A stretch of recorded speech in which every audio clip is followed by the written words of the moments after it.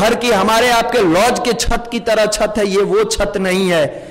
ये तो वंदनीय माता जी का गोद है, जहां स्नेह से गोद में बैठा के अपने बच्चों को प्यार देती है, और वो मैग्नेटिक वेव आपके मस्तिष्क पर कार्य करते हैं और आप अपने आप बदलते चले जाते हैं।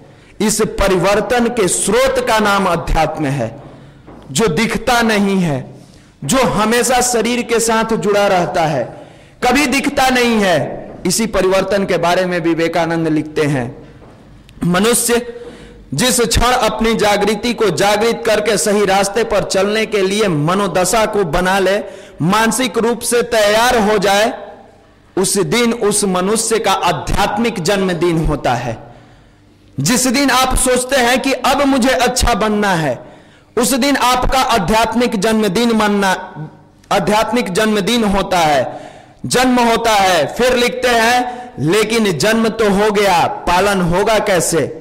उसी पालन का सहारा जो देता है, उसी पालन के लिए जो रास्ता दिखाता है, उसी का नाम अध्यात्म है। वो लिखते हैं कि अध्यात्म को अपनाने से पहले तुम अपने आप को मजबूत करो। उस मजबूती के लिए उन्होंने ब्रह्मचर्य व्रत के पालन के बारे में बताएं कि आप ब्रह्मचर्य व्रत के पालन को अगर करते हैं, शक्तियों को ऑब्जर्व करते हैं, तो आपकी मानसिकता ध्यान में लगती है।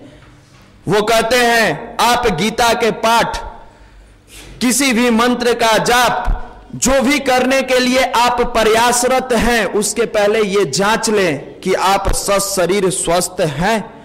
क्योंकि अगर एक धावक जाके मेडल लाने के लिए कहीं भी ओलंपिक में जाता है, तो वो पहले चेक करता है कि क्या पहले मैं शरीर से स्वस्थ हूं।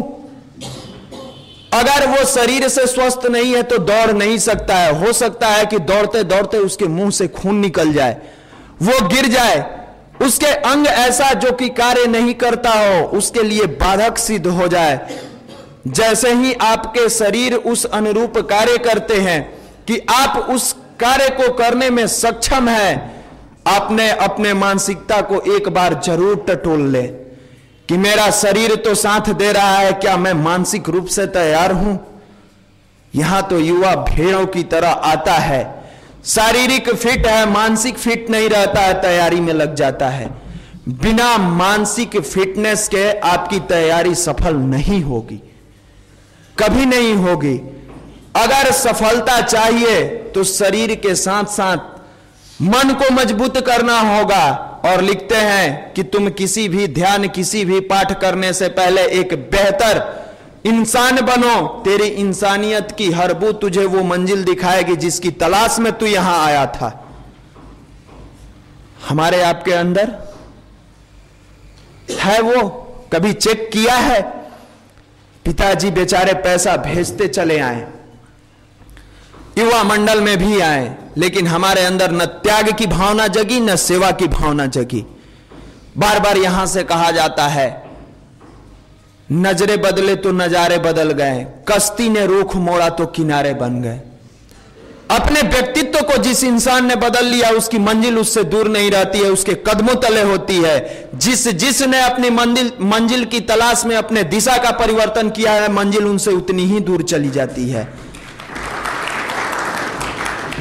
एक महान फिलोसोफर लिखते हैं कि आप पश्चिमी सभ्यता को अपनाने के लिए तो विवश हो, क्या कभी सोचा है कि पश्चिम की तरफ बढ़ोगे तो उतना ही दूर पूरब होता चला जाएगा?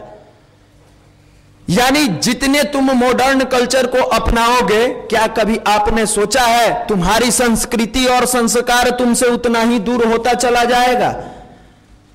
हम लोग तो अंधाधुंध वेस्टर्न कल्चर, पश्चिम की सभ्यता को अपनाने के लिए आगे बढ़ रहे हैं। आगे तो बढ़ते जा रहे हैं, कभी पीछे मुड़ के नहीं देखे कि हम कितना दूर हो गए अपनी संस्कृति से, हम कितना दूर हो गए अपनी सभ्यता से।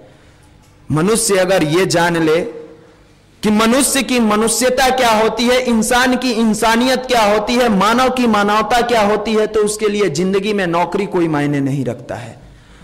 विवेकानंद कहीं नौकरी नहीं किए थे, वरना आज विवेकानंद को पूरे विश्व जानता है। एपीजे अब्दुल कलाम कहीं नौकरी नहीं किए कहीं नौकरी। व्यक्तित्व के धनी व्यक्तियों को कभी नौकर नहीं बनना पड़ता है, परमात्मा उनके लिए पद तलाश कर उनके सामने रख देते हैं। जितनी श्रद्धा से आप उसकी तलाश में है और अपनी सेवा भावना से 2 घंटा का समय, 1 घंटा का समय नियमित देते हैं तो आपका मंजिल उतना ही नजदीक हो जाएगा। आपके एग्जाम, इंटरव्यू, इन सारी चीजों में बाधाएं नहीं आएगी। अभी हम बुलाएंगे हमारे बाल संस्कार शाला की एक बच्ची जो